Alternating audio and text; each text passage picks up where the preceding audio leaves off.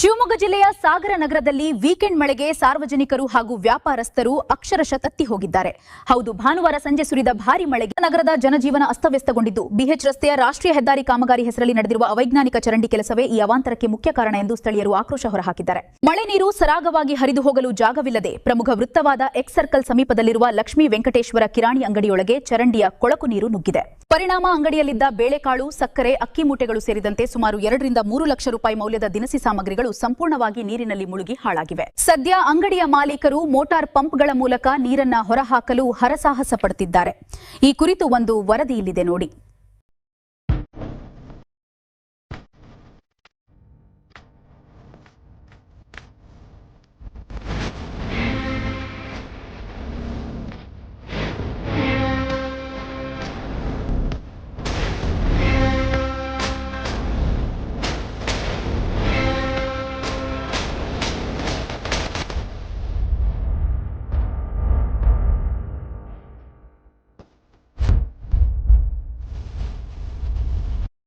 ಸಾಗರ ನಗರದ ಹೃದಯ ಭಾಗದಲ್ಲಿರುವ ಎಕ್ಸ್ ಸರ್ಕಲ್ ಬಳಿಯ ಲಕ್ಷ್ಮೀ ವೆಂಕಟೇಶ್ವರ ಕಿರಾಣಿ ಅಂಗಡಿಯ ಪರಿಸ್ಥಿತಿ ಇದು. ರಾಷ್ಟ್ರೀಯ ಹೆದ್ದಾರಿ ಪ್ರಾಧಿಕಾರ ಮತ್ತು ಸ್ಥಳೀಯ ನಗರಸಭೆಯ ನಿರ್ಲಕ್ಷ್ಯದಿಂದಾಗಿ ಇಲ್ಲಿನ ಚರಂಡಿ ನೀರು ನೇರವಾಗಿ ಕಿರಾಣಿ ಅಂಗಡಿಯೊಳಗೆ ನುಗ್ಗಿದೆ. ಭಾನುವಾರ ಸಂಜೆ ಸುರಿದ ಧೋ ಎಂದು ಸುರಿದ ಮಳೆಗೆ ಚರಂಡಿ ನೀರು ಸರಾಗವಾಗಿ ಹೋಗಲು ಜಾಗವಿಲ್ಲದೆ ಇಡೀ ಅಂಗಡಿ ಸಂಪೂರ್ಣ ಜಲಾವೃತಗೊಂಡಿದೆ. ಪರಿಣಾಮ ಅಂಗಡಿಯಲ್ಲಿದ್ದ ಲಕ್ಷಾಂತರ ರೂಪಾಯಿ ಮೌಲ್ಯದ ದಿನಸಿ ಸಾಮಗ್ರಿಗಳು ಕೊಳಕು ನೀರಿನಲ್ಲಿ ಮುಳುಗಿ ಕಸದಂತಾಗಿವೆ. ಇನ್ನು ಹಾನಿಯಾಗಿರುವ ಸಾಮಗ್ರಿಗಳನ್ನ ನೋಡಿ ಮಾಲೀಕ ರಾಜೀವ್ ಕಣ್ಣೀರು ಹಾಕ್ತಿದ್ದು, ಸದ್ಯ ಅಂಗಡಿಯೊಳಗೆ ನಿಂತಿರುವ ನೀರನ್ನ ಹೊರಹಾಕಲು ಮೋಟಾರ್ ಪಂಪ್ ಬಳಸಿ ಹರಸಾಹಸ ಪಡುತ್ತಿದ್ದಾರೆ. ಕಳೆದ ಫೆಬ್ರವರಿಯಿಂದಲೇ ಚರಂಡಿ ಕಾಮಗಾರಿಯನ್ನ ಸಮರ್ಪಕವಾಗಿ ಮಾಡುವಂತೆ ಸ್ಥಳೀಯ ಆಡಳಿತಕ್ಕೆ ಮನವಿ ಮಾಡುತ್ತಿದ್ದರೂ ಅಧಿಕಾರಿಗಳು ಕಣ್ಣು ಮುಚ್ಚಿ ಕುಳಿತಿದ್ದಾರೆ ಎಂದು ಅಂಗಡಿ ಮಾಲೀಕ ರಾಜೀವ್ ಹಾಗೂ ಸ್ಥಳೀಯ ನಿವಾಸಿ ಅಸ್ಲಾಂ ತೀವ್ರ ಅಸಮಾಧಾನ ಹೊರಹಾಕಿದ್ದಾರೆ.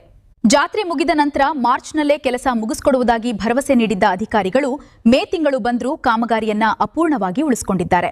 ಅದರಲ್ಲೂ ಫಿಶ್ ಮಾರ್ಕೆಟ್ನಿಂದ ಹರಿದು ಬರುವ ಮಳೆ ನೀರು ಹೋಗಲು ಸೂಕ್ತ ವ್ಯವಸ್ಥೆ ಮಾಡದ ಕಾರಣವೇ ಈ ಭಾರಿ ಅನಾಹುತ ಸಂಭವಿಸಿದೆ. ಸರ್, ನನ್ನ ಹೆಸರು ರಾಜೀವ್ ಅಂತ, ಕಿರಾಣಿ ಅಂಗಡಿ ಲಕ್ಷ್ಮೀ ವೆಂಕಟೇಶ್ವರ. ಇವತ್ತೇನ್ ಮಳೆ ಬಂತು, ಇಲ್ಲಿ ಏನು ಕಾಮಗಾರಿ ಆಗಿದೆಯಲ್ಲ, ಇಲ್ಲಿ ಚರಂಡಿದು ಫಿಶ್ ಮಾರ್ಕೆಟ್ ಇಂದ ಬರೋ ನೀರು ಹೋಗ್ಲಿಕ್ಕೆ ಇಲ್ಲಿ ದಾರಿನೇ ಇಲ್ಲ. ಆ ಫಿಶ್ ಮಾರ್ಕೆಟ್ ಹೋಗ್ಲಿಕ್ಕೆ ದಾರಿ ಇಲ್ದಿರೋ ನೀರು ಸೀದಾ ನಮ್ಮ ಅಂಗಡಿ ಒಳಗಡೆ ನುಗ್ಗಿದೆ. ನಮ್ಮ ಅಂಗಡಿ ಒಳಗಡೆ ನುಗ್ಗಿ ಸೀದಾ ಒಳಗಡೆ ಹೋಗಿ ನಮ್ದು ಐಟಮ್ ಪೂರ್ತಿ ಹಾಳಾಗಿದೆ. ಬೇಳೆಕಾಳಿತ್ತು, ಸಕ್ಕರೆ ಇತ್ತು, ಅಕ್ಕಿ ಇತ್ತು, ಹಿಂಡಿ ಚೀಲಗಳಿತ್ತು, ಎಲ್ಲಾ ಐಟಮ್ ಕಂಪ್ಲೀಟ್ ಹಾಳಾಗಿದೆ. ಪೂರ್ತಿ ನೀರ್ ನುಗ್ಗಿದೆ. ನೀವು ನೋಡ್ಬೋದು ವಿಡಿಯೋದಲ್ಲಿ. ಅಷ್ಟು ಕಿರಾಣಿ ಐಟಮ್ ಹಾಳಾಗಿದೆ. ಇದಕ್ಕೆ ಯಾರು ಹೊಣೆ? ನಮ್ಗೆ ಇದನ್ನ ಸುಮಾರು 2 ರಿಂದ 3 ಲಕ್ಷ ರೂಪಾಯಿ ಹತ್ರ ಐಟಮ್ ಇತ್ತು ನಮ್ಮ ಅಂಗಡಿಗೆ. ಅಷ್ಟು ನೀರಲ್ಲಿ ತುಂಬಿಟ್ಟಿದೆ. ಅಷ್ಟು ಐಟಮ್ ನೀರಲ್ಲಿ ತುಂಬಿಟ್ಟಿದೆ. ಇದಕ್ಕೆ ಯಾರು ಹೊಣೆ, ಯಾರು ಪರಿಹಾರ ಕೊಡ್ತಾರೆ ಅಂತ ಕೇಳ್ತಾ ಇದೀವಿ. ಈ ಚರಂಡಿ ಮಾಡಕ್ ಹೇಳಿ ನಾವು ಫೆಬ್ರವರಿಯಿಂದ ಹೇಳ್ತಾ ಇರೋದು. ಫೆಬ್ರವರಿಯಿಂದ ಆಗಿ ಜಾತ್ರೆ ಮುಗಿದ ಮಾಡಿಸ್ಕೊಡ್ತೀವಿ ಅಂತ ಹೇಳಿದ್ವಿ. ಫೆಬ್ರವರಿಯಿಂದ ಮಾಡಿಸ್ಕೊಡ್ತೀನಿ ಅಂತ ಹೇಳಿ ಫೆಬ್ರವರಿ ಆಗಿ, ಮಾರ್ಚ್ ಆಗಿ, ಏಪ್ರಿಲ್ ಆಗಿ, ಮೇ ಬಂತು. ಮೇಗ್ ಬಂದ್ ಕಾಮಗಾರಿ ಮಾಡಿದ್ರು ನೋಡ್ದೆ. ಆದ್ರೆ ಇಲ್ಲೇನ್ ಫಿಶ್ ಮಾರ್ಕೆಟ್ ಇಂದ ಬರೋ ನೀರ್ ಇದೆಯಲ್ಲ, ಆ ನೀರ್ ಪಾಸಗಕ್ಕೆ ಗ್ಯಾಪೇ ಬಿಟ್ಟಿಲ್ಲ. ಅದಕ್ಕೂ ಸೇರ್ಸಿ ಹಾಕ್ಬಿಟ್ಟಿದ್ದಾರೆ ಹಲ್ಗೆನ. ಆ ಫಿಶ್ ಮಾರ್ಕೆಟ್ ಇಂದ ಬರೋ ನೀರು ಪಾಸ್ ಆಗ್ಲಿಕ್ಕೆ ದಾರಿ ಇಲ್ಲದೆ ನಮ್ಮ ಅಂಗಡಿ ನುಗ್ಗಿದೆ. ನಮ್ಮ ಅಂಗಡಿ ಒಳಗಡೆ ನುಗ್ಗಿ ಪಕ್ಕದಲ್ಲಿ ಹೂವಿನ ಅಂಗಡಿ ಇದೆ, ಸದ್ಗುರು ಫ್ಲವರ್ ಸ್ಟಾರ್ ಅಂತ, ಅದ್ರೊಳಗೆ ನುಗ್ಗಿ ಅವ್ರದ್ದು ಐಟಮ್ ಹಾಳಾಗಿದೆ. ಈ ಕಡೆ ಸಣ್ಣದೊಂದು ಅಡಿಕೆ ಅಂಗಡಿ ಇತ್ತು, ಅವ್ರ ಅಂಗಡಿನ ಐಟಮ್ ಹಾಳಾಗಿದೆ. ಆ ಕಡೆ ಫ್ರೂಟ್ಸ್ ಅಂಗಡಿ ಇದೆ, ಆ ಫ್ರೂಟ್ಸ್ ಅಂಗಡಿ ಐಟಮ್ ಕಂಪ್ಲೀಟ್ ಹಾಳಾಗಿದೆ. ಅವ್ರ ಫ್ರೂಟ್ಸ್ ಎಲ್ಲ ಹಾಳಾಗಿದೆ. ಅಷ್ಟು ನೀರ್ ತುಂಬಿ ಅಂಗಡಿ ಫುಲ್ ಬರ್ಬಾದ್ ಆಗೋಗ್ಬಿಟ್ಟಿದೆ. ಇದಕ್ಕೆ ಯಾರು ಹೊಣೆ, ಯಾರು ಪರಿಹಾರ ಮಾಡ್ಕೊಡ್ತಾರೆ ಅಂತ ನಾನು ಕೇಳ್ತಾ ಇದ್ದೀನಿ. ಹೆಸರು ಅಸ್ಲಂ ಸಾಹೇಬ್ರು.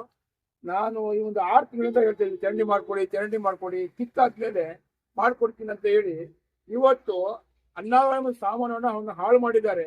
ಇದು ಯಾರು ಪರಿಹಾರ ಕೊಡೋರು? ಒಂದು 3 ರಿಂದ 4 ಲಕ್ಷ ರೂಪಾಯಿ ಸಾಮಾನು ಹೋಗಿದೆ ಇವ್ರದ್ದು. ಆ ಹೂ ಅಂಗಡಿಯವ್ರ ಸಾಮಾನು ಹೋಯ್ತು. ಎಲ್ಲ ನೀರಾಗ ಪಾಲಾಗಿ ನೀರೆಲ್ಲ ಅಂಗಡಿ ಒಳಗೆ ನಿಂತ್ಕೊಂಡು ಅಕ್ಕಿ, ಸಕ್ಕರೆ, ಬೇಳೆ, ತೊಗರಿ ಎಲ್ಲ ಸಾಮಾನನ್ನು ದಿನಸಿ ಸಾಮಾನು ಪೂರಾ ಹಾಳಾಗಿದೆ. ಅದಕ್ಕೆ ಯಾರು ನೋಡ್ತಾರೆ? ಇದು ಎಷ್ಟು ಸತಿ ಹೇಳಿದೀವಿ, ಬರ್ತೀವಿ. ನಾನು ಇವತ್ತು ಬರ್ತೀನಿ, ನಾಳೆ ಕೊಡ್ತೀವಿ, ನಾಳೆ ಮಾಡ್ತೀವಿ, ಇವತ್ತು ಮಾಡ್ತೀವಿ. ಜಾತ್ರೆ ಆದ್ರೂ ಮಾಡ್ಕೊಡ್ತೀವಿ. ಜಾತ್ರೆನೂ ಆಯ್ತು. ಇದು ಎಲ್ಲ ಇವು ಹಾಳಾಗಿ ಫ್ರೂಟ್ ಅಂಗಡಿಯಲ್ಲಿ ನೋಡಿದ್ರೆ ಅಲ್ಲಿ ತುಂಬಿತು, ನಮ್ಮ ಅಂಗಡಿಯೆಲ್ಲ ಅಲ್ಲಿ ತುಂಬಿತು. ಈ ಗೇಟ್ ಹಾಕಿದ್ದೆ ಹಿಂಗೆ ಆಗಿದೆ. ಇದು ನಾವು ಹೇಳಿದ್ವಿ ಬೆಳಿಗ್ಗೆ, ಗೇಟ್ ಹಾಕ್ಬೇಡಿ, ನೀರು ಹೋಗಲ್ಲ ಅಂದ್ಬಿಟ್ಟು ಮಳೆ ಬರಲ್ಲ, ಇವತ್ತು ಮಳೆ ಬರಲ್ಲ ನೋಡ್ರಿ ಅಂತ. ಇದಕ್ಕೆ ಯಾರು ಜವಾಬ್ದಾರಿ? ಪರಿಹಾರ ಅಂತ ಯಾರು ಕೊಡ್ತಾರೆ? ನೀವು ಪರಿಹಾರ ಕೊಡಲಿಲ್ಲ ಅಂದ್ರೆ ನಾವು ಬಹಳ ಕಡೆ ಇದು ಮಾಡ್ತೀವಿ. ಇದು ಇನ್ನು ಮುಂದ್ಗಡೆ ಏನ್ ಆಗತ್ತಂತ ಗೊತ್ತಿಲ್ಲ. ಇದು ಚರಂಡಿ ಹೇಳೇ ಬೇಡ ನಮ್ಗೆ. ಇನ್ಮುಂದೆಯಾದರೂ ಅಧಿಕಾರಿಗಳು ಎಚ್ಚೆತ್ತುಕೊಂಡು ವೈಜ್ಞಾನಿಕವಾಗಿ ಚರಂಡಿ ಕಾಮಗಾರಿ ನಡೆಸಬೇಕು ಹಾಗೂ ನಷ್ಟ ಅನುಭವಿಸಿದ ವರ್ತಕರಿಗೆ ತಕ್ಷಣವೇ ಸೂಕ್ತ ಪರಿಹಾರ ನೀಡಬೇಕು ಎನ್ನುವುದೇ ಸಾರ್ವಜನಿಕರ ಒತ್ತಾಯ.